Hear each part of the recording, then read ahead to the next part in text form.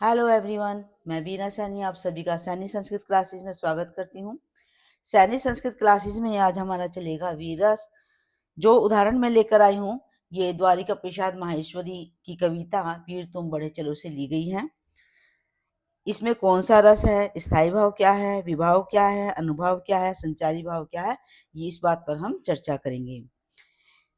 तो वीर रस का ये उदाहरण, वीर तुम बढ़े चलो, धीर तुम बढ़े चलो, सामने पहाड़ हो, सिंह की दहाड़ हो, तुम कभी रुको नहीं, तुम कभी झुको नहीं।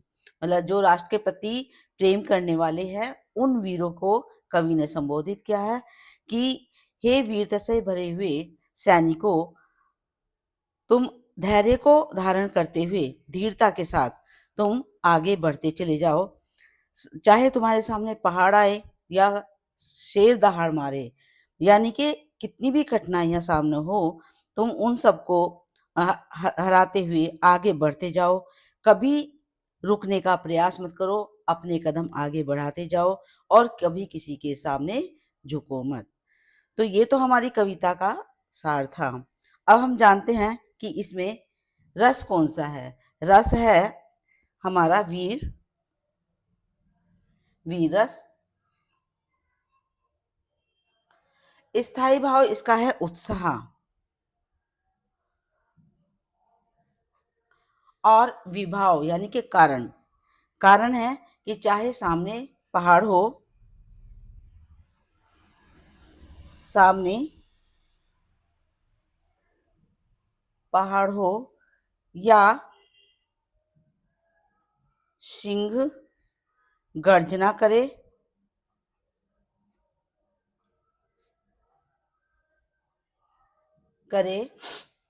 कैसी भी स्थितियां हो, कठिन से कठिन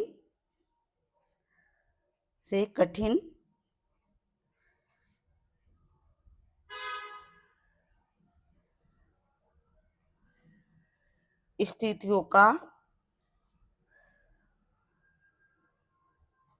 सामना करना।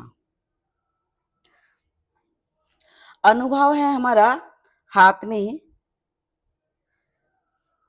ध्वज, जिसको हम झंडा भी बोलते हैं, लेकर बिना किसी डर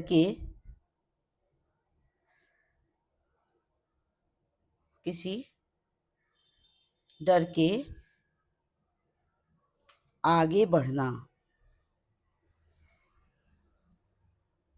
अर्थात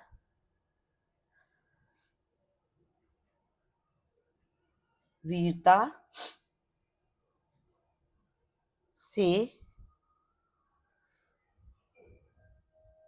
कठिनाइयों का सामना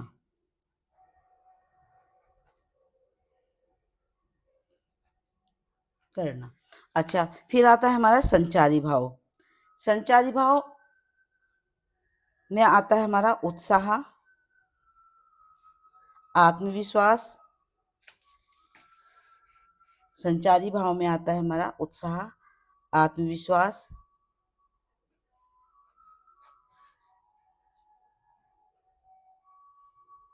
राष्ट्र के प्रति प्रेम भावना भी कर सकते हैं हम, प्रेम भावना, निर्भीकता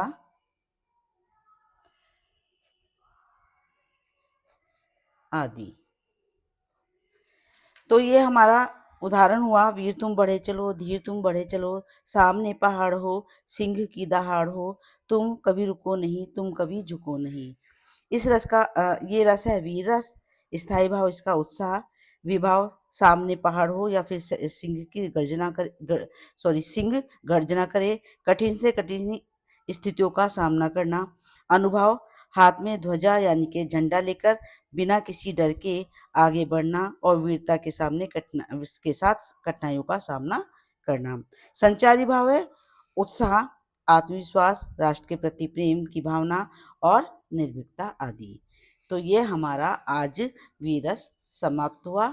इसके आगे जो है हम नेक्स्ट रस लेंगे और ये वीडियो अभी हमारी जो है ऐसे ही चलती रही, मेरे ख्याल में काफ़ी लंबी वीडियोज़ हो जाएँगी ये।